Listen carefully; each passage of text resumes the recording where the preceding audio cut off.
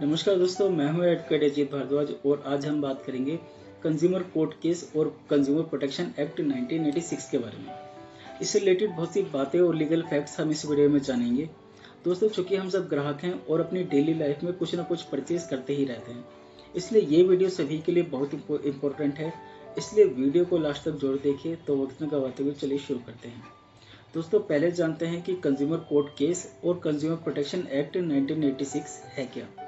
जब कोई ग्राहक किसी किसी सेलर से कोई वस्तु या सेवा खरीदता है और उसका उपयोग करता है, लेकिन वह वस्तु या सेवा उस विशेषता के अनुसार खरी नहीं उतरती या उस प्रोडक्ट से कोई हानि पहुंचती है या उस प्रोडक्ट में कोई कमी हो और सेलर उस प्रोडक्ट को ना तो चेंज करता है, ना ही पैसे वापस करता है और ना ही उस प्रॉब्लम का सॉल्यूशन करता है, तो ऐसी सिचुएशन में डिस्प्यूट क्रिएट हो जाता है।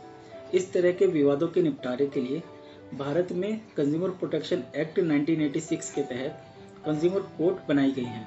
कंज्यूमर कोर्ट में केस फाइल करके ग्राहक अपनी शिकायत का निवारण कर सकते हैं। चलिए अब जानते हैं कि कंज्यूमर एक्ट के अनुसार ग्राहक की परिभाषा क्या है। कंज्यूमर प्रोटेक्शन एक्ट 1986 के सेक्शन 2D के अनुसार जब कोई व्यक्ति किसी वस्तु या सेवा को पैसे के बदले में खरीदता है या उसका लाभ उठाता है या प्रयोग करता है, तो वह व्यक्ति ग्राहक यानी कि कंज्यूमर कहलाता है। चलिए अब जानते हैं कंज्यूमर एक्ट के अनुसार किस तरह के काम और सेवा सर्विस के अंतर्गत आते हैं। कंज्यूमर प्रोटेक्शन एक्ट के सेक्शन 2O के अनुसार हर काम या सेवा जो व्यक्ति पैसों के बदले में बेचता है या प्रदान करता है, वो सर्विस की कैटेगरी में आएगा। जैसे कि हर तरह के दुकानदार, डॉक्टर, स्कूल, बैंक, बीमा company, transport, builder, telecom, railway, entertainment आदि से रिलेटेड सेवाएं, चाहे वो प्राइवेट हो या सरकारी, चाहे ऑफलाइन हो या ऑनलाइन, सर्विस के अंतर्गत आते हैं। चलिए अब जानते हैं कि किस तरह की सेवा या वस्तु इस एक्ट के अंतर्गत नहीं आएगी। तो नोट कीजिए कि कंज्यूमर प्रोटेक्शन एक्ट के सेक्शन 2O के अनुसार निःशुल्क और पर्सनल सेवा इस एक्ट के अंतर्गत नहीं आती। चलिए अब जानते हैं कि किन परिस्थितियों और कारणों से आप कंज्यूमर कोर्ट में जा सकते हैं। जब कोई सेलर कोई वस्तु या सेवा को गलत जानकारी के साथ बेचता है या वस्तु या सेवा बताई गई विशेषता के अनुसार खरी नहीं उतरती, या फिर वस्तु या सेवा के उपयोग से कोई हानि पहुंचती है या कोई नुकसान होता है, या सेलर पक्का बिल नहीं देता, आदि कारणों से आप कंज्यूमर कोर्ट में जा सकते हैं। चलिए अब जानते हैं सेलर द्वारा पक्का बिल नहीं देने पर क्या सजा है। अगर कोई सेलर ग्राहक को किसी बेचे गए सामान का पक्का बिल नहीं देता है, तो ये भी कंज्यूमर एक्ट के अनुसार अपराध है और इसका जुर्माना कम से कम 10,000 रुपये है, बशर्ते कि इसका एविडेंस आपके पास होना चाहिए। चलिए अब जानते हैं कि कंज्यूमर कोर्ट में केस करने के क्या बेनिफिट्स हैं। कंज्यूमर कोर्ट में शिकायत करके हम अपने प्रोडक्ट को चेंज कर सकते हैं। प्रोडक्ट या सर्विस से हुए नुकसान के बदले में कंपनसेशन ले सकते हैं। दोषी सेलर को सबक सिखा सकते हैं। दोषी सेलर को कोर्ट से दंडित करा सकते हैं तथा उस पर जुर्माना लगवा सकते हैं। चलिए अब जानते हैं कि कंज्यूमर प्रोटेक्शन एक्ट में क्या पेनल्टीज दी गई हैं।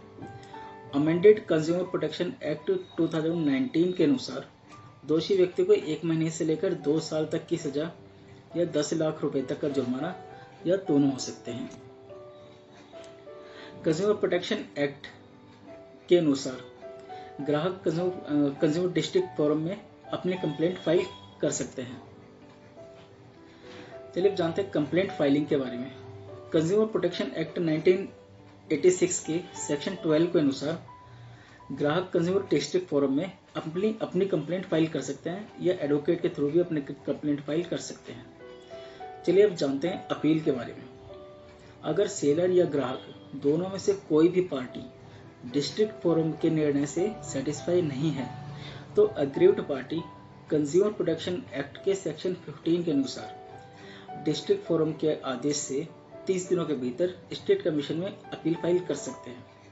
और अगर सेलर या ग्राहक दोनों में से कोई भी पार्टी स्टेट कमीशन के निर्णय से सेटिस्फाई नहीं है, तो एग्रीव्ड पार्टी सेक्शन 19 के अनुसार स्टेट कमीशन में अपनी अपील फाइल कर सकते हैं।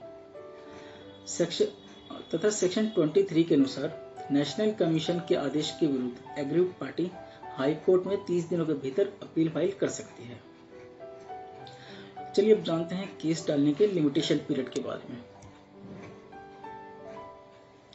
कंज्यूमर प्रोटेक्शन एक्ट के सेक्शन 24A के अनुसार कोज ऑफ एक्शन के अराइज होने की तारीख से, यानी कि डिस्प्यूट अराइज होने की तारीख से 2 वर्ष के भीतर कभी भी डिस्ट्रिक्ट कंज्यूमर फोरम में केस फाइल कर सकते हैं। चलिए अब जानते हैं तुरंत और प्रभावी लीगल कार्रवाई के लिए क्या करें। सबसे पहले अपने केस से जुड़े डॉक्यूमेंट्स एंड एविडेंस इकट्ठे करके किसी अच्छे व अनुभवी वकील साहब से कंसल्ट करें और सेलर को लीगल नोटिस भेजें। अगर लीगल नोटिस भेजने के बावजूद भी सेलर आपकी शिकायत का सोल्यूशन नहीं करता है तो फिर कंज्यूमर फोरम में कंप्लेंट फाइल कर सकते हैं। ग्राहक खुद या अपने वकील साहब के थ्रू कंज्यूमर डिस्ट्रिक्ट फोरम में केस फाइल कर सकते हैं, बट क्योंकि एडवोकेट कंप्लेंट में कानूनी बातें और सेक्शन जोड़कर कंप्लेंट को काफ़ी इफेक्टिव बना देते हैं, जिससे कंप्लेंट पर एक्शन होना अनिवार्य हो जाता है और कार्यवाही भी जल्दी होती है और केस में जीतने के चांस भी काफ़ी बढ़ जाते हैं। केस की शुरुआत यानी कि लीगल नोटिस से लेकर अंत में रिलीफ मिलने तक केस में बहुत सी एप्लीकेशंस, एफिडेविट्स और डॉक्यूमेंट्स लगते हैं और कोर्ट में हर डेट पर अलग अलग कार्रवाई होती है, जो कि एक अच्छे और अनुभवी वकील अच्छे से जानते हैं, जो कि आम नागरिक को इन बातों का पता नहीं होता। इसलिए कोर्ट में केस किसी अच्छे व अनुभवी वकील साहब के थ्रू ही डालना चाहिए। अब लास्ट में एक वेरी इंपॉर्टेंट पॉइंट है दोस्तों, कंज्यूमर कोर्ट में केस डालने के लिए डॉक्यूमेंट के रूप में बिल या रिसिप्ट या पेमेंट डिटेल का बहुत महत्व होता है, जिससे ये साबित होता है कि विवादित प्रोडक्ट या सेवा उस पार्टिकुलर सेलर से ही ली गई है, इसलिए भरपाई करना उस सेलर की लायबिलिटी बनती है। अतः खरीदारी करते वक्त हमेशा बिल जरूर लें और पेमेंट ऑनलाइन करें। और अगर कोई सेलर आपके मांगने पर बिल नहीं देता है और पेमेंट भी कैश में लेता है और कोई रसीद नहीं देता, तो ऐसे सेलर से सामान या सेवा बिल्कुल ना लें। तो आज की वीडियो में इतना ही। आशा करता हूँ कि आपको ये वीडियो पसंद आई और कुछ नया सीखने को मिला हो। और अगर वीडियो पसंद आई हो तो वीडियो को लाइक कर दें और मेरे चैनल को सब्सक्राइब कर लें, ताकि मेरी हर नई वीडियो आपको टाइम से मिलती रहे। धन्यवाद।